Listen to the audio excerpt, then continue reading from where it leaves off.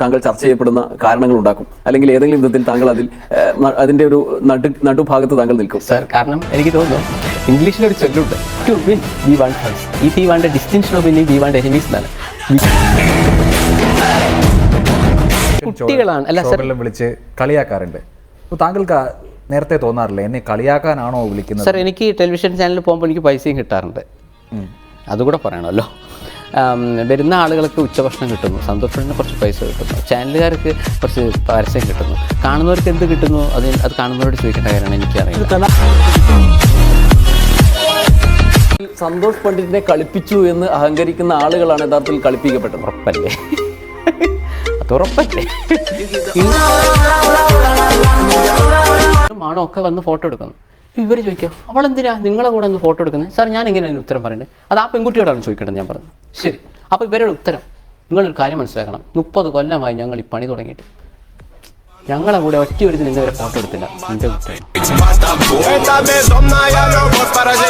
താങ്കളെ ഒരു സിനിമക്കാരനായി മറ്റു സിനിമക്കാർ അംഗീകരിക്കുന്നുണ്ട് സാർ? അത് സാർ എനിക്ക് തോന്നുന്നു ചോദ്യങ്ങൾ അവരോടല്ലേ ചോദിക്കുന്നത്, എന്നോട് കണ്ടന്റ് ഇല്ലാത്തത് കൊണ്ടാണോ വിവാദം ഉണ്ടാക്കാൻ പോകുന്നത്? അല്ല സാർ, ഞാൻ പറഞ്ഞല്ലോ നമുക്ക് അതല്ല, ഞാനായിട്ട് ഉണ്ടാക്കിയില്ല. ഞാനോട് സാറിനോട് മലയാളത്തിൽ മെയിൻ സ്ട്രീമിൽ നിൽക്കുന്ന സിനിമകൾ ഇപ്പം എല്ലാം തിയേറ്ററിൽ ഓടുന്നുണ്ട്. ഇപ്പം പക്ഷേ അതിന് വിജയിക്കാൻ കണ്ടന്റ് വെച്ചിട്ട് അതൊന്നും വിവാദങ്ങളല്ലല്ലോ, കണ്ടന്റ് അല്ലേ സാർ? അതിൽ 10% വിജയിക്കാറില്ല. നമ്മൾ തിയേറ്ററിൽ പോയി സിനിമ കാണുമ്പോൾ നമുക്കൊരു സിനിമ കണ്ടു കഴിഞ്ഞാൽ ഉണ്ടാകുന്ന സന്തോഷം, അതാണല്ലോ പ്രധാനം. സാർ എന്റെ സിനിമ അല്ല, ഞാൻ അതല്ല ഞാൻ പറഞ്ഞത്. കണ്ടന്റ് സാർ കണ്ടോ? ഇല്ല, കണ്ടിട്ടില്ല. എങ്കിൽ പിന്നെ കണ്ടില്ല.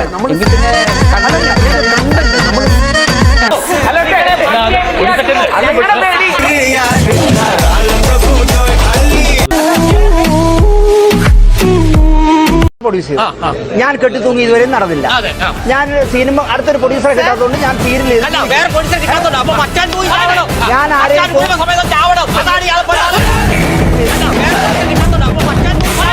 കോട്ടിന്റെ പിന്നിലുള്ള സൈക്കോളജി എന്നു വെച്ചാൽ ഞാൻ ഒരാളെ നോക്കുന്നുവെങ്കിൽ അതിന് പിന്നിലൊരു സൈക്കോളജി ഉണ്ട്.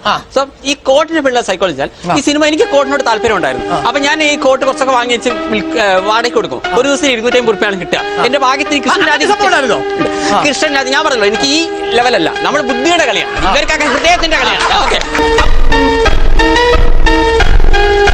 വിജയം